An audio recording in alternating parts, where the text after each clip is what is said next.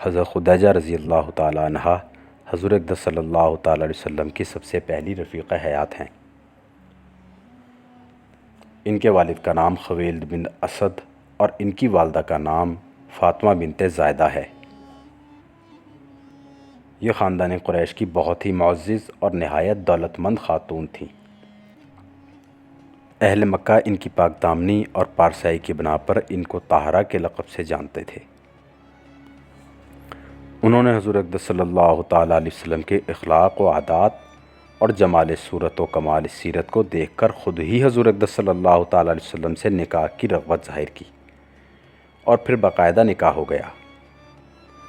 علامہ ابن اسیر اور امام ذہبی کا بیان ہے کہ اس بات پر تمام امت کا اجماع ہے کہ رسول اللہ صلی اللہ علیہ وسلم پر سب سے پہلے یہی ایمان لائیں، جبکہ ہر طرف سے آپ صلی اللہ علیہ وسلم کی مخالفت کا طوفان اٹھ رہا تھا۔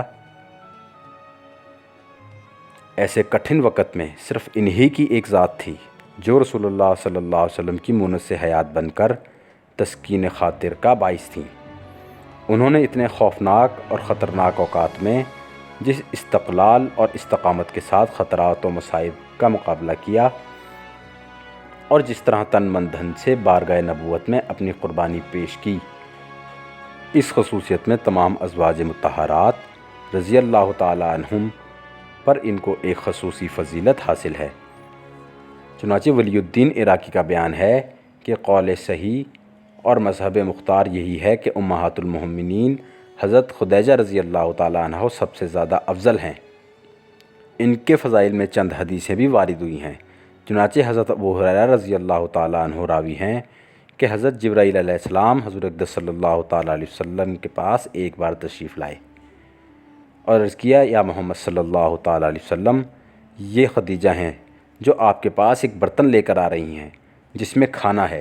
جب یہ آپ کے پاس آ جائیں تو آپ ان کو ان کے رب کا اور میرا سلام کہہ دیں اور ان کو یہ خوشخبری سنا دیں کہ جنت میں ان کے لیے موتی کا ایک گھر بنا ہوا ہے جس میں نہ کوئی شور ہوگا اور نہ کوئی تکلیف ہوگی۔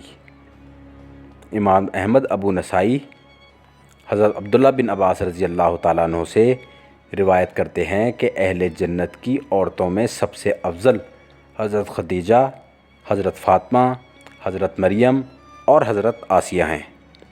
اسی طرح ایک اور روایت ہے کہ ایک مرتبہ حضرت عائشہ رضی اللہ تعالیٰ عنہ نے حضور اقدس صلی اللہ تعالیٰ علیہ وسلم کی زبان مبارک سے حضرت خدیجہ رضی اللہ تعالیٰ عنہ کی بہت زیادہ تعریف سنی تو انہیں غیرت آ گئی۔ انہوں نے کہہ دیا کہ اب تو اللہ تعالیٰ نے آپ کو ان سے بہتر بیوی عطا فرما دی ہے۔ یہ سن کر آپ صلی اللہ تعالیٰ علیہ وسلم نے ارشاد فرمایا کہ نہیں، خدا کی قسم، خدیجہ سے بہتر مجھے کوئی بیوی نہیں ملی۔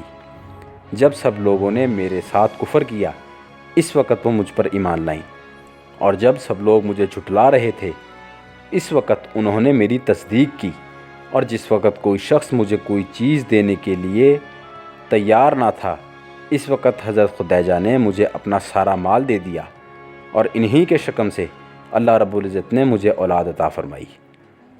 حضرت عائشہ رضی اللہ تعالیٰ عنہ کا بیان ہے کہ ازواج مطہرات میں سے سب سے زیادہ مجھے حضرت خدیجہ کے بارے میں غیرت آیا کرتی تھی، حالانکہ میں نے ان کو دیکھا نہیں تھا۔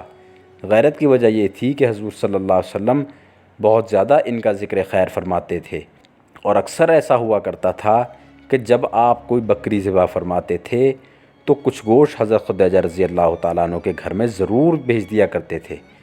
اس سے میں چڑ جایا کرتی تھی اور کبھی کبھی یہ کہہ دیا کرتی تھی کہ دنیا میں بس ایک ہی خدیجہ تو آپ کی بیوی تھی۔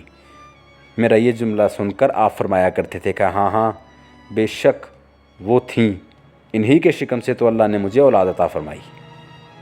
امام طبرانی نے حضرت عائشہ رضی اللہ تعالیٰ عنہ سے ایک حدیث نقل کی ہے کہ حضور اقدس صلی اللہ تعالیٰ علیہ وسلم نے حضرت خدیجہ رضی اللہ تعالیٰ عنہ کو دنیا میں جنت کا انگور کھلایا۔